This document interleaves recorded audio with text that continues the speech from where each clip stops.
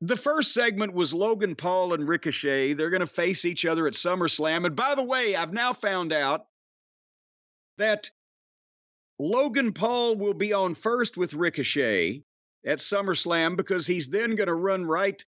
Well, not run. I imagine he'll have a car, some type of wheeled transportation. To take him to the airport, he's going to get on a private plane and he's going to go to his brother's boxing match against Nate Diaz, which is happening. Where is SummerSlam's in Detroit? I think this is going on somewhere in Vegas or something. Sounds like Vegas. And because that fight is taking place the same night as SummerSlam, I got to watch the cock again. I can't get normal television pay-per-view here in Louisville, Kentucky of SummerSlam the way that God and Vince McMahon intended, if there is indeed a difference between those two entities, because of the boxing match. There is. Well, the boxing match, apparently Vince is losing his pull. I guess God won out. God picked the boxing match because now I got to watch the cock for SummerSlam instead of actually on a real fucking television. How's that possible? Isn't there more than one pay-per-view station on every cable system? Yeah, I can get it in Spanish. Oh, well, that may be better. There's a low def pay-per-view channel on Spectrum here in the metropolitan Louisville area. There's a low def pay-per-view channel and a high def pay-per-view channel. And then there's a low def pay-per-view channel in Spanish. And I'm not sure if there's a high def pay-per-view channel in Spanish, but the only one that is carrying SummerSlam is in Spanish. Why don't you play that in high def and then blast the Peacock from the computer for that audio? I'd like to blast a cock around here, but we'll continue on with this review. Yeah, I don't want to hear any more details about at least blasting the cock. I'm looking at you, Dick. Anyway, so Logan Paul and Ricochet were talking to each other about their virus match they're going to have at SummerSlam. Everything is going to be all kinds of viruses going on. Viral. Yeah. That's basically, yeah, they're going to have this thing in a fucking plastic bubble like the Seinfeld boys so they don't infect everybody. But the exact wording was Logan Paul said, we're going to put on a hell of a match. And the gist of this, then they're promoting it this way and they're talking about it this way, is that they're going to do a bunch of spectacular, cunning stunts. And it's gonna go viral. And Logan Paul will probably video them with his own camera phone while they're having this match or whatever. And then the only thing, they had just talked to each other about all this, and then Logan Paul told Ricochet that the girl ring announcer, what's her name? Samantha Irvin. Okay, well, I thought she was the one that was married to the crocodile hunter. No. What was her name? Well, his name was Steve Irwin. I don't remember what her name was, his wife. Well, she lived. Yeah, she's still alive for all I know. Yeah. Well, for all you know, for all everybody knows, she's doing quite well. I don't know that. I don't keep up with the family of the crocodile hunter. I didn't even watch his show when he was alive. It was a tragic story, though. I'm going to fuck with all this shit under the water. Hopefully nothing.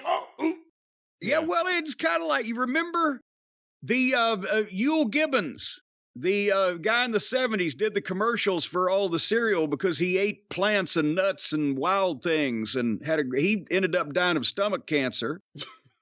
And there was that fucking long distance marathon runner, wrote all those fucking books about his running and his health, and he had a heart attack while he was running. What was his name? I don't know. I'll come up with it sooner or later. Anyway, back to this thing.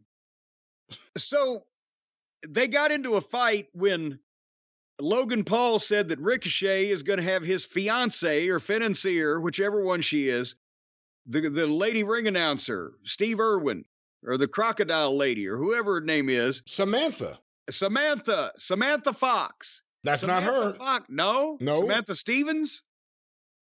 Do you know a Samantha after 1986? No. So So anyway, she's going to have to announce him as the winner of the match over Ricochet.